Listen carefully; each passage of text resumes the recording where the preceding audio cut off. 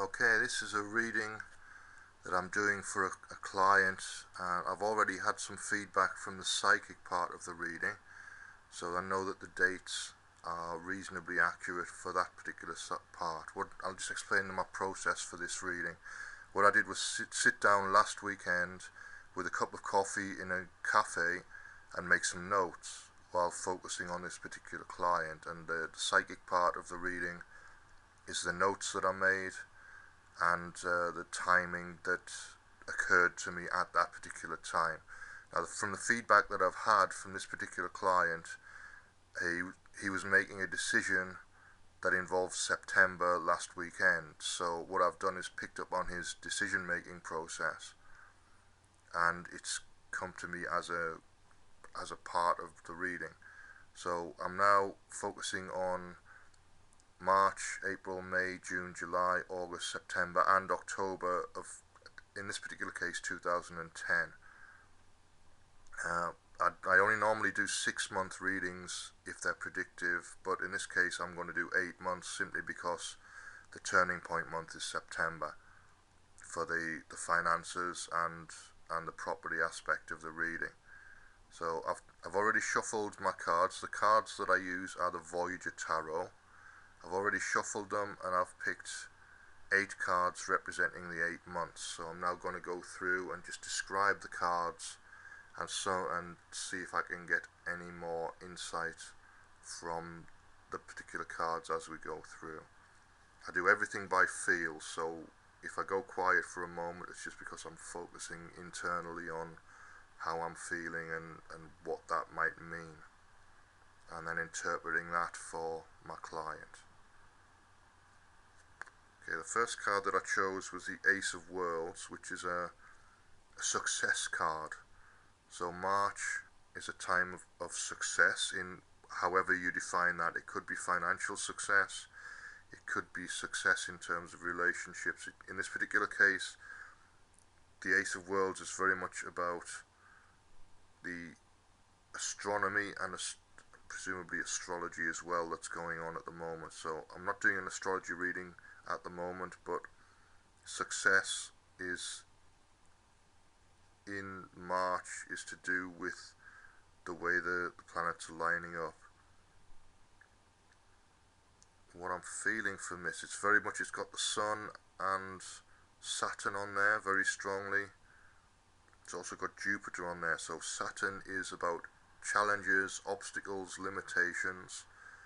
Jupiter is about expansion and growth and movement and travel, and it's about luck as well. So there could be an element of luck to your success in March. I don't know whether you do any kind of lottery or bingo or any kind of gambling, but if you do, then there could be an element of that involved in the success that's happening as well. Now the Sun is here very strongly and the Moon is here very strongly, so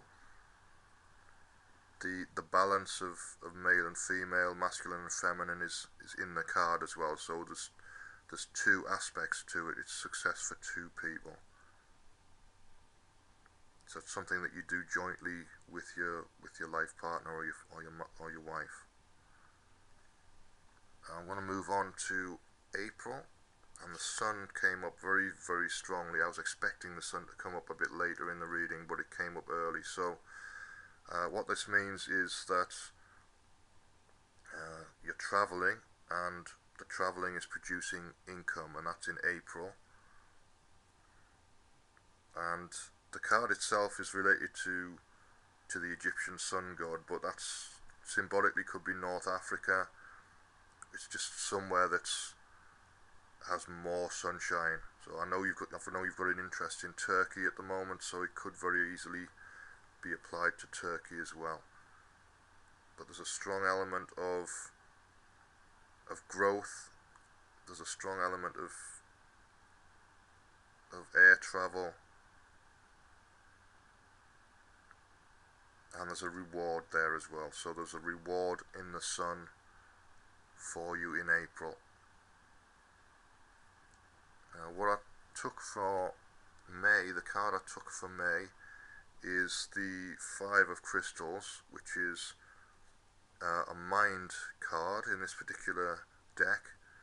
Crystals represent mental activity, the way you're thinking, and it comes out as negativity. What that means in this kind of context is that the things that looked positive in April may be short-lived.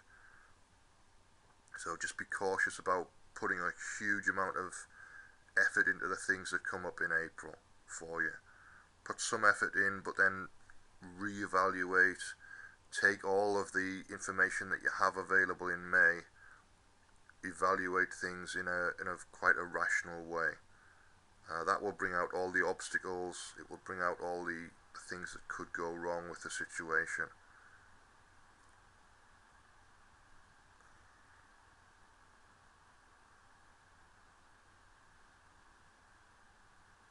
Okay, the card that I picked for June is the Universe, which is very definitely a card to do with expansion. It's to do with DNA as well. It's to do with genetic associations, so family associations. Family life is expanding.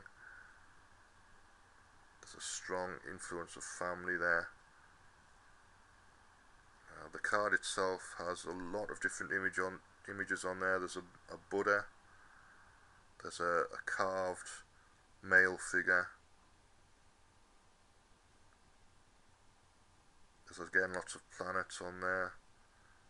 The card itself is mainly blues and darker blues and purples, so it's to do with expansion in terms of your throat, third eye and crown chakras in chakra terms, which means spiritual insight, some kind of philosophical insight.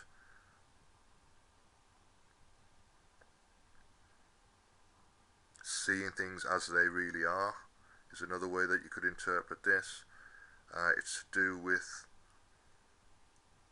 seeing what's real rather than seeing what's being projected. I hope that makes sense to you in terms of either your business situation or what you're planning for later on in the year.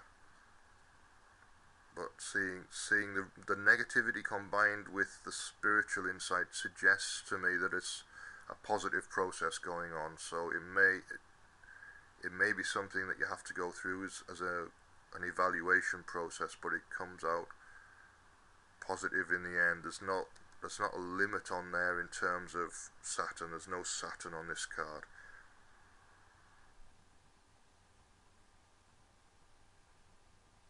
Okay, moving on to July, and the Sage of Cups came up for you in July, which is a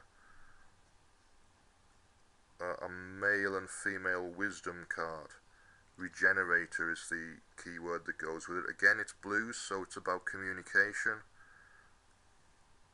It's about somebody who's older or more mature, moving into the latter stages of their life, and they're regenerating, so they're becoming younger, more aware, have more facility in the way that they do things.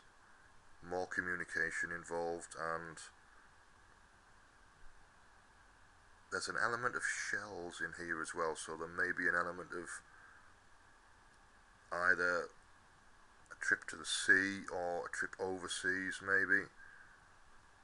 There's an element very much of shells and water here as well.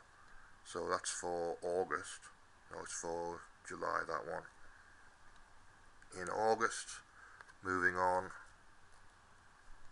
and actually I'll do this on another video, so we'll continue this on another video because it's coming up to 10 minutes here and I've got a 10-minute limit on YouTube.